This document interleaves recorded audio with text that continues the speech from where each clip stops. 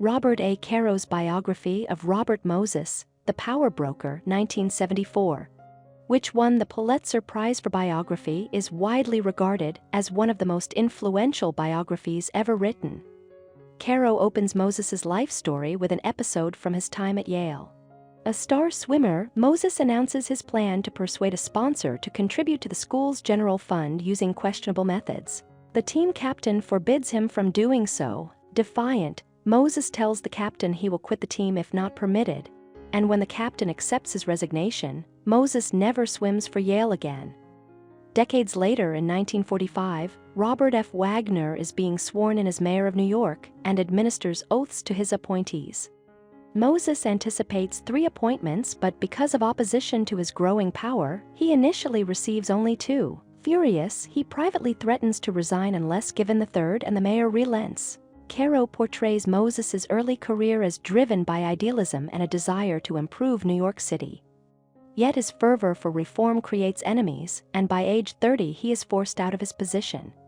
Caro argues that this lesson dreams and ideals are meaningless without power shapes Moses's life, leading him to pursue influence relentlessly. Caro then chronicles Moses's transformative impact on New York City throughout the 20th century, not always for the better. Born in 1888, Moses is inspired by his mother, Bella, a leading figure in their German Jewish community.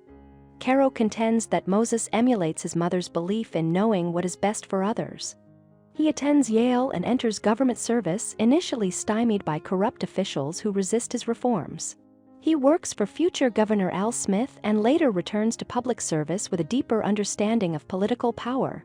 Moses runs unsuccessfully for governor in 1934 but joins the city government, where he excels at designing and completing major public works, parks, bridges, and other projects on time and on budget, often employing bribery and bending laws. His ability to manage massive projects during the Great Depression elevates him to a position of immense influence. Moses leverages this influence to consolidate a durable power base. Though never elected, he creates governmental divisions dependent on him, ensuring his control. For example, government bodies for bridge construction exist only while bonds remain unpaid. Moses continually refinances them to maintain their operation indefinitely under his leadership. Over successive governors and mayors, he becomes a near-permanent official, at one point holding 12 city government posts simultaneously. The Triborough Bridge and Tunnel Authority (TBTA) becomes his principal instrument of power. With its own staff, police, and toll revenue, the TBTA functions almost as a shadow government, enabling Moses to live lavishly despite drawing little or no salary. Meanwhile, he persuades his mother to disinherit his brother Paul, condemning Paul to a life of poverty. Moses reshapes New York City in dramatic ways, privileging automobiles over public transit, constructing highways that destroy neighborhoods. Activists challenge his unchecked influence, noting the extraordinary power he wields without ever standing for election. By the 1960s, his dominance begins to fade.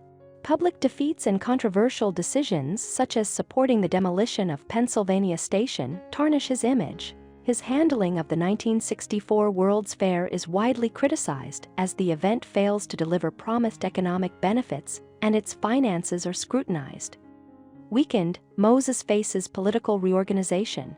Mayor John Lindsay and Governor Nelson Rockefeller redirect TBTA toll revenues to other agencies.